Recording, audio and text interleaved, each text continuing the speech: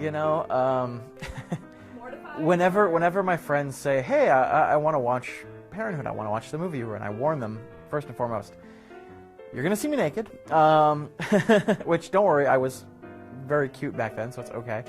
But, you know, it's I look at it as still one of those amazing things that happened, and this guy in New York calls himself the Naked Cowboy, and he is in his underwear, and he plays guitar in, like, Times Square. And the first time I heard of this guy, I kind of laughed to myself. I was like, that guy stole my bit. Damn.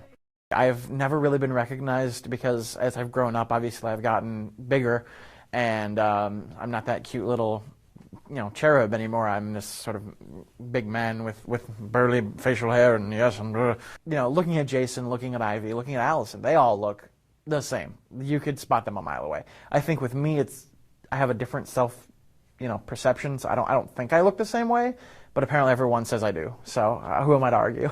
Zachary LaVoy, that was really a challenging part because at 2, they barely talk, let alone, you know, be responsive. I think I was closer to 3. So you were 2. 2, Yeah. I think 2 when we started production, and then 3 by the time like we'd wrapped and everything. As my mother relays the story, I was the one they chose out of a national casting call of something like 300 kids, maybe 3,000. That might be more accurate.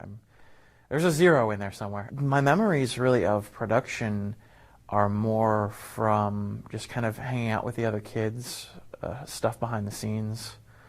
I do not remember being cast at all. I like, you know, when we met the casting team last night, and I was just like, hi, thank you for putting me in a movie that I don't really remember you doing.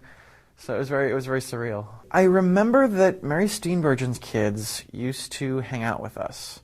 There's a great picture I have where it's me, Allison, and Mary Steenburgen's kids jumping on a bed and just being kids. Steve was always very nice, very trying to entertain the kids, and I have a great picture of me and him, and I'm making a goofy face. The whole atmosphere was the kids were made to feel at ease. I have a fun story about Ron Howard, and Ron, if you're watching this is for you. It's my understanding that when I was a little kid, I repeated everything I heard. And so they would say, you know, we're rolling. So I would say, we're rolling, and that would mess up the take, and they'd have to do it all over again. Well, finally they came up with the concept of ballooning. And the story goes that if they would say, we're ballooning, I would stop and look for balloons. Like, where are the balloons? Where are there balloons? And it would keep me quiet, and it would not, you know, mess up the take.